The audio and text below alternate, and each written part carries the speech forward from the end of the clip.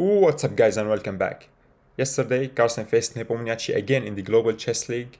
They faced at the beginning of this tournament. Carlsen had the white pieces, the game was drawn, it was very boring, but this game is not. Nepomniachi here with the white pieces opens with e4. c5 by Carlsen, the Sicilian, c3, the Alapin. He wants to go to d4 and grab the center. So e5 by Carlsen, stopping d4 or making d4 harder. Knight f6 here is a move. Then after d4 you could take and then play d6. D4 here, d5 is I think the main move, and after e takes, queen takes. Now there's no, after c3 there's no knight c3 to attack the queen, so the queen stands relatively well here on d5. You also have g6, but this is not seen much on the highest level here. White usually maintains a good advantage after pawn takes or pushing or even check here. So we have e5 and now knight f3, knight c6, bishop c4.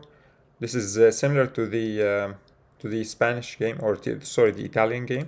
So the knight goes to f3 and then the bishop goes to c4. Now knight f6 and now knight g5. It's like the fried liver attack. d5, pawn takes, knight takes, and now d4. Nepomniachi is playing very aggressively. He wants to get his bishop out fast. The knight could join the game if, let's say, this pawn takes and this pawn takes. Pawn takes and now queen b3. Not taking back the pawn, but just attacking this knight. Bishop e6, this is the only move. You have bishop e7 here, but it's not so impressive attacking the knight here. So if you take the knight, I take the knight. But knight takes here is a bit annoying, and then check, and you cannot castle now. Your king looks stupid here. This rook is stupid, so you don't need to do this. Bishop e6, this is the main move, and now knight takes. Pawn takes, okay, the pawns are doubled, but I have an extra pawn.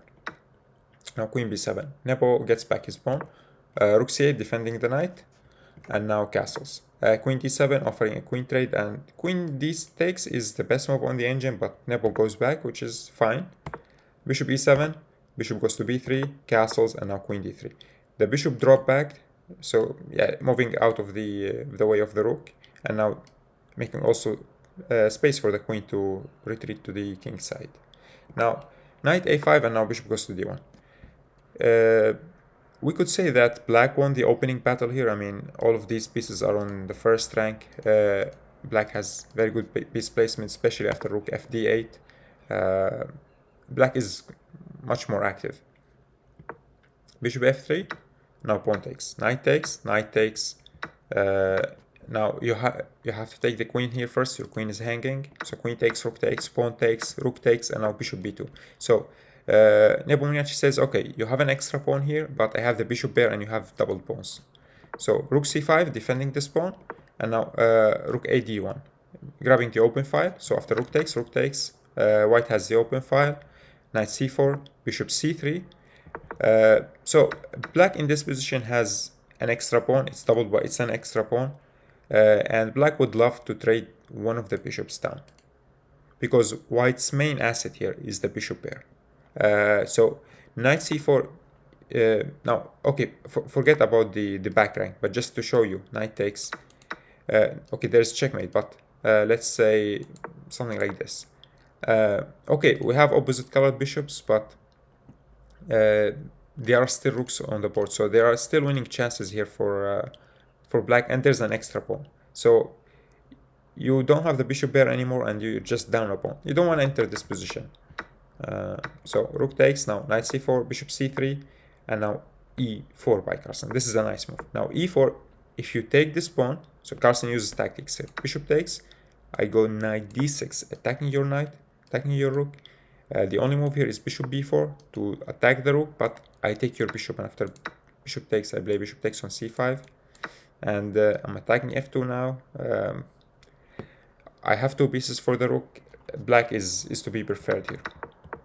So Nepomniachi instead plays bishop d4. This is a nice move, attacking the rook, and now after the rook moves, now bishop takes on e4. There's no knight d6 anymore here, and the rook taking on c3. So bishop takes, but now Carlsen wins the a pawn. So Carlsen traded his doubled pawn for the outside passed pawn. g3, creating some loft for the king, and now knight d2, a nice move, attacking this bishop. Bishop goes to c6, and now a5. passed pawns must be pushed. King g2, and now king f7. Bishop c3, knight c4. The knight was attacked, and now rook d7. White infiltrates, and now knight e6, e3 check. Exploiting the spin, after king f3, now black plays rook a3. A nice move. If you take my knight, I take your bishop. So if you take like this, I take here, and then I win the other bishop. And if you take the pawn, then your pawn structure is ruined, and yeah, I get the bishop pair, so you don't have the bishop pair anymore, and I have the outside passed pawn. So bishop b2 by Nepomniachi, but now rook b3. I want to make discovered checks, and your bishop is hanging, so you have now to take the knight, and now rook takes on b2. What do we have here? We have opposite colored bishops, but we still have rooks on the board and an outside passed pawn. This pawn is hanging now. These pawns are weak, or this pawn, sorry, this pawn is weak, but after h2 falls, then g3 becomes weak. So rook a7, giving up h2, but grabbing a5. Now you can defend, but I mean, your rook is behind the pawn, and it's difficult for you to push your pawn, and also the bishop here is bent. So Carlsen says, okay, take this pawn, I take the h pawn. Rook takes, and the position is still defendable for white, but Carlsen just shows how good he is in end games. h5, no king g5, g4. He takes the g4 square from the king, and the rook cuts the king from here. Rook goes to h6 to a6, and now bishop d6. Bishop goes to b5. Now bishop d6. Carlsen wanted to go rook h3 and win the pawn. So bishop b5 here, attacking the bishop. Now the king defends, and now bishop c4. A nice move. If you move this bishop, I take here on e6 with check. So g5 by Carlsen, advancing his pawn majority. h4 is later an idea to create a passed pawn. e4 by Nepomniachi, he's going for e5. So if you, just to show you, play something like this, now e5 is strong. If you take, I take rook takes. So he goes rook c4 first. If you push, I can take. And now Nepomniachi drops, but now Carlsen goes rook c5. So stopping this move, this e5 advance.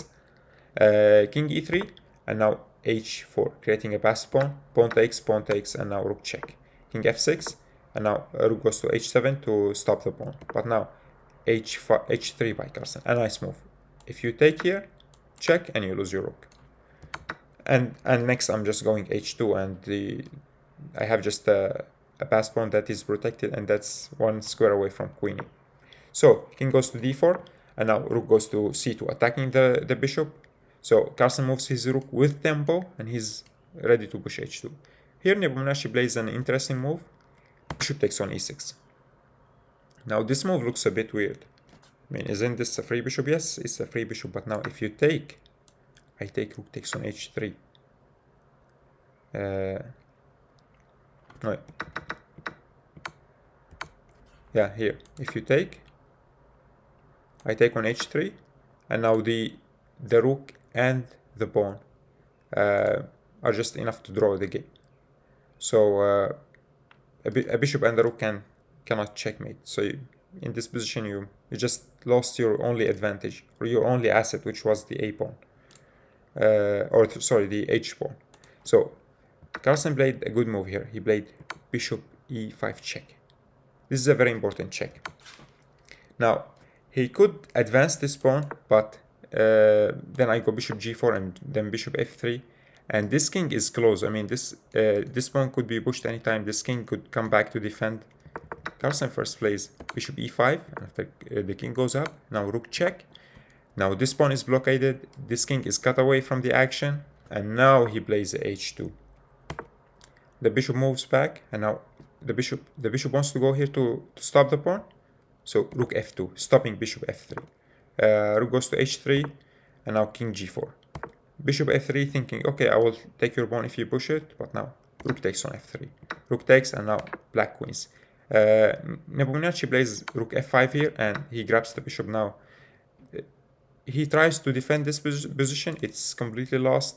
A rook and a pawn loses to a queen, especially when, let's say, if the king was somewhere like, let's say, on a1 and the rook was here and this pawn was here, okay, there are chances of making a fortress, but these pieces are very loose here and the king could be checked easily. So king f4.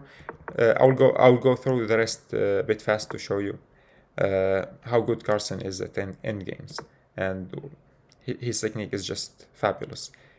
Queen d1, king goes to c7, queen goes to d4. He centralizes the queen. The king is also joining. You cannot win this position without the king. A queen cannot beat a rook, a pawn, and a king. You have to use your king. Rook goes back, king goes to e3, rook goes to e6. Just keeping an eye on this pawn. White has no moves. Queen g7, king goes to g6, to d6, queen f8 check, king goes to d5, and now queen check, king, and queen d8, cutting the king and yeah, giving white the move. So king c6, and now queen goes to a5. Rook goes to, king goes to d6, and now the king improves. King moves back, and now queen check. King moves to f6, and now queen check. Queen and now the king improves. So the king was here, and now it's joining the action. The king goes to d7, and now queen check. Rook blocks, and now queen goes to f6, and now check, and check, and now queen h7, giving white the move. White cannot move his king here. The rook, if the rook checks, then the king joins in. So eventually Carlsen is taking moves and squares from this king, forcing this rook to move so that he can come in with his king. Now the rook attacks the queen, but now after check, the king comes in. The pawn is pushed, and now king d5. The pawn is pushed, and now king goes to e5. Rook g7, and now check. Rook g7, you cannot take the pawn. This is a draw. So queen check, rook blocks, and now queen check, and now king takes. Rook goes to f1, now queen check, king goes back, and now a very nice move by Carlsen. Queen b5, attacking this rook, and you cannot move anywhere here. Let's say you go here, then check, and I win your rook. If you go here, then check, and I win your rook. If you, I don't know, if you go here, then how do I win your rook? Yeah, I think I can make some checks here. And now after the king moves, I don't know, here maybe check, and I win your rook. So the rook has to stick to the queen, to the king here. So rook goes to f7, but now this is just too hard to defend. Carlsen plays queen h5 here. After rook e7 check, king f6, Nepomniachi finally resigns. Now, why does he resign? Well, this is checkmate. Yeah, the rook moving anywhere is checkmate. If you go check here, then I take with checkmate. If you go rook here, then queen h6, and you lose your rook. So there are literally no moves, and I'm going to checkmate you if you move anywhere. So yeah, Carlsen just outclasses Nepomniachi in the opening, in the middle game, and in the end game. This guy is so strong. Yeah, I hope you enjoyed the game. That was it for today, and see you in the next video. Bye.